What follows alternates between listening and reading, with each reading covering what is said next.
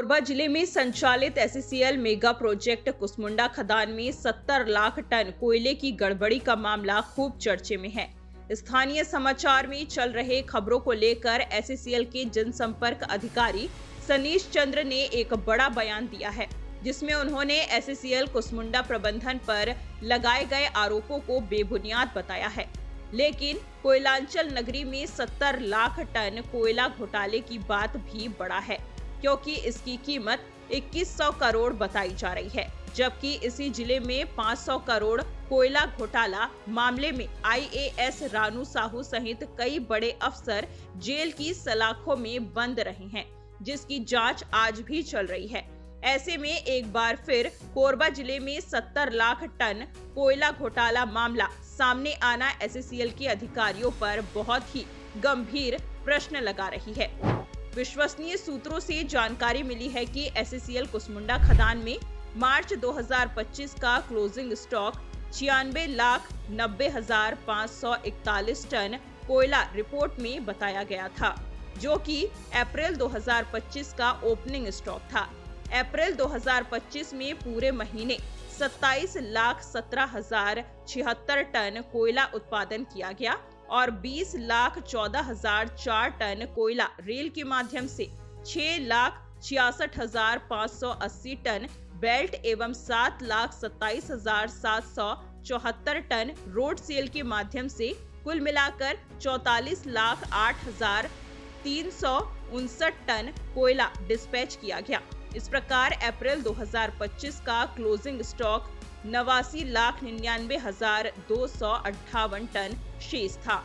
इसी तरह मई 2025 में ओपनिंग स्टॉक 89,99,258 टन तथा महीने भर का उत्पादन 23,31,928 टन था, जो कि कुल मिलाकर 1,13,31,186 टन कोयला में से 20,05,894 टन रेल द्वारा, 6,98,244 टन रोड एवं 5,58,459 टन बेल्ट द्वारा कुल मिलाकर 32,62,598 टन कोयला डिस्पैच किया गया। महीने का क्लोजिंग स्टॉक 80,68,589 टन बचा। जून 2025 में कोयले की कुल उत्पादन 21,98,885 टन रहा और 30,98,779 टन कोयला डिस्पैच किया गया तथा महीने का क्लोजिंग स्टॉक 71,68,695 टन बचा। अंतिम में जुलाई 2025 में उत्पादन कम होकर महीने भर में 12,25,880 टन पहुंच गया, लेकिन कोल डिस्पैच 22 लाख टन से ज्यादा रहा, जिसमें माह क्लोजिंग स्टॉक घटकर लगभग 61,69,919 टन रह गया। इस तरह मार्च 2025 से लेकर जुलाई 2025 तक कुल 5 महीने के जो आंकड़े सामने आए हैं, उसमें स्पष्ट नजर आ रहा है कि महीने भर कितना कोयला उत्पादन किया गया था और उत्पादित किए गए कोयले को कहां-कहां किस माध्यम से भेजा गया है और क्लोजिंग स्टॉक कितना है। जनसंपर्क अधिकारी ने क्या कहा, सुनिए आप भी।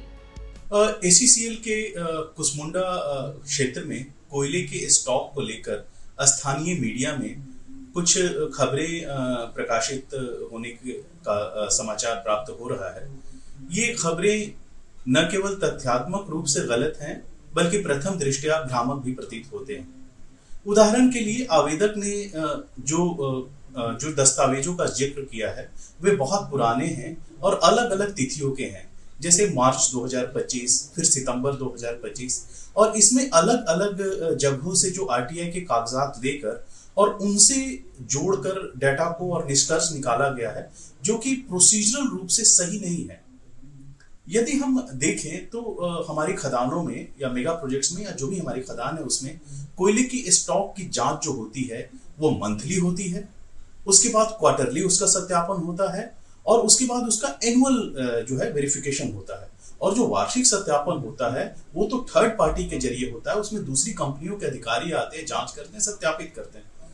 तो इस प्रकार के पुरानी तिथि के चीजों को लेकर और अचानक से ये बातें प्रसारित करना लगता है कि मामले को एक सनसनीखेज बनाए जाने का प्रयास लगता है।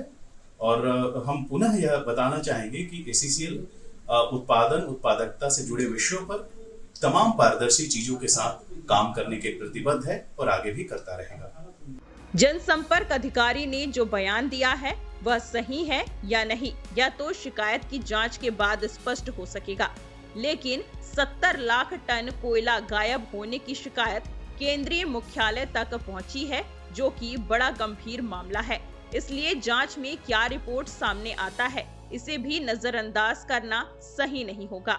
अब देखना होगा कि कब और कितने समय काल के बाद एससीएल के जनसंपर्क अधिकारी द्वारा इस गंभीर आरोपों की जांच रिपोर्ट को लेकर अपना पक्ष रखेंगे।